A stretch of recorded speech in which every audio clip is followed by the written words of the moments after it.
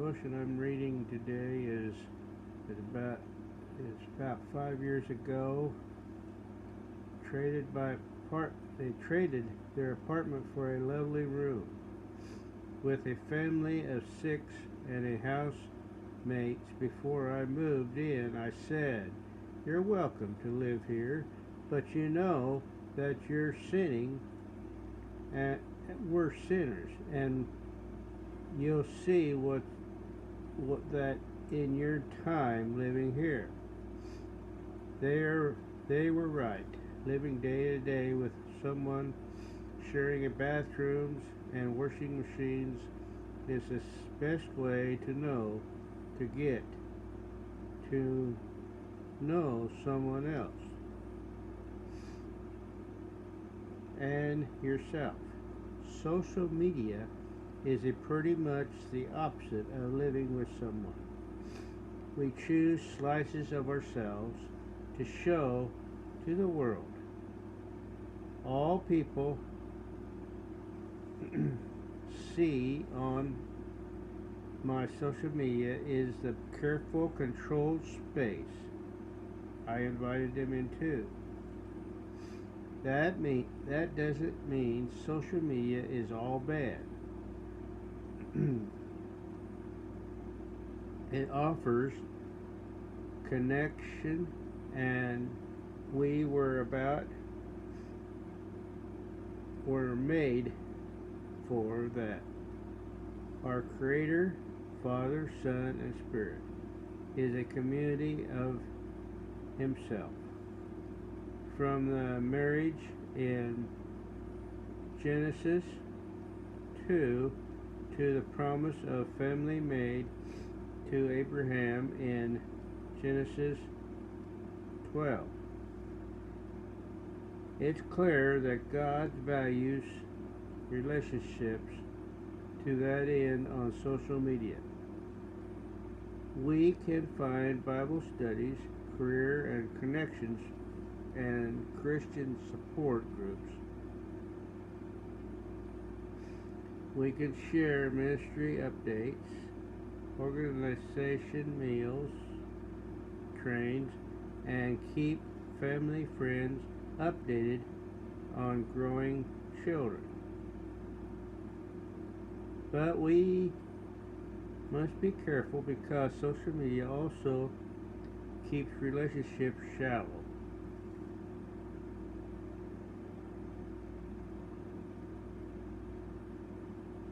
Two-sentence announcements or 10-second stories are liable to take the space of lengthy conversations.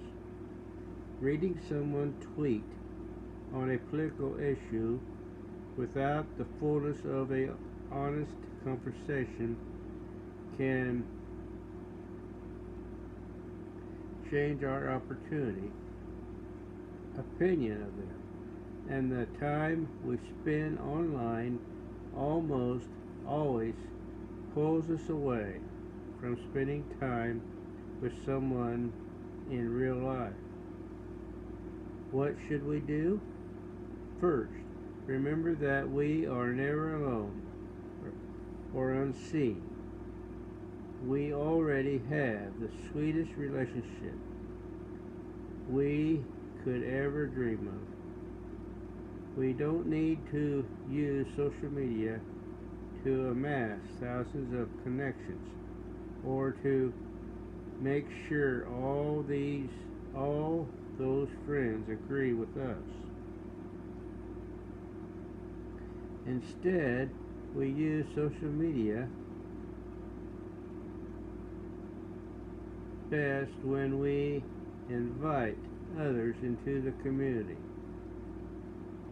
we already have with God.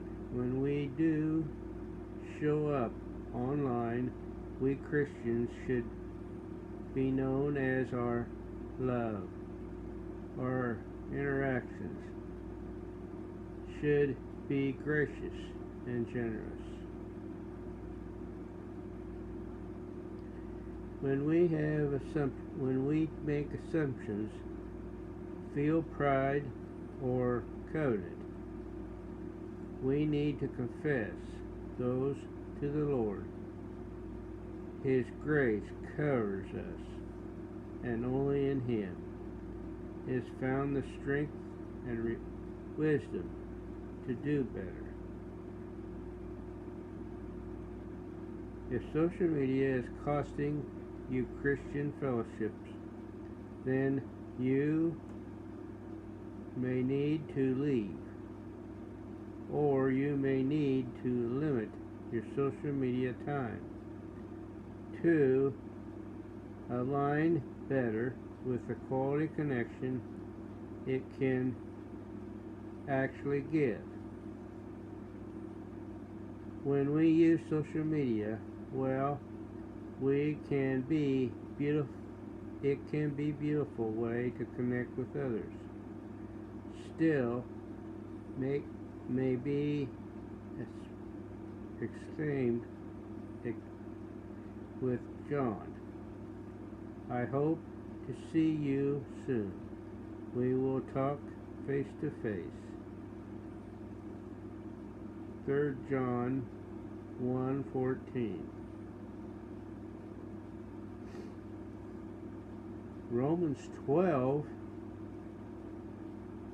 verse 9. Let love be genuine. Harbor what is evil. Hold fast to what is good. Love one another with brotherly affection. Outdo one another in showing honor. Do not be sorrowful in zeal. Be fervent in spirit. Serve the Lord. Rejoice in hope. Be patient in tribulation. Be constant in prayer. Commute to the needs of the saints and seek to show hospitality. Bless those who persecute you. Bless and do not curse them.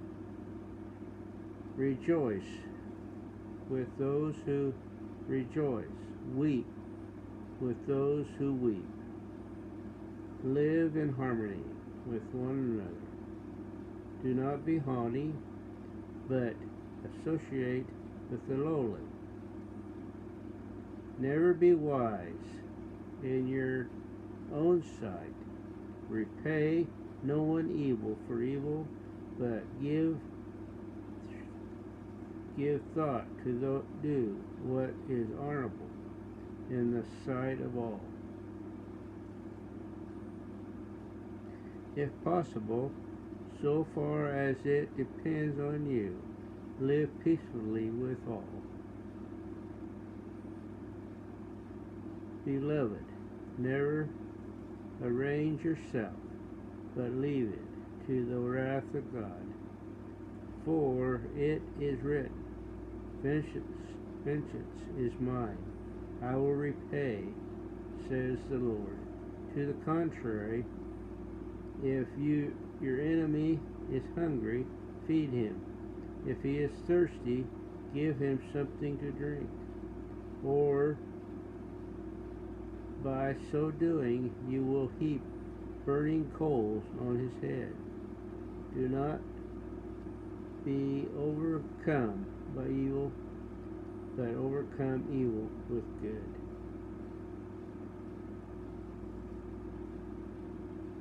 I was reading this devotion today, and I was thinking maybe I as well share it. That's all for now.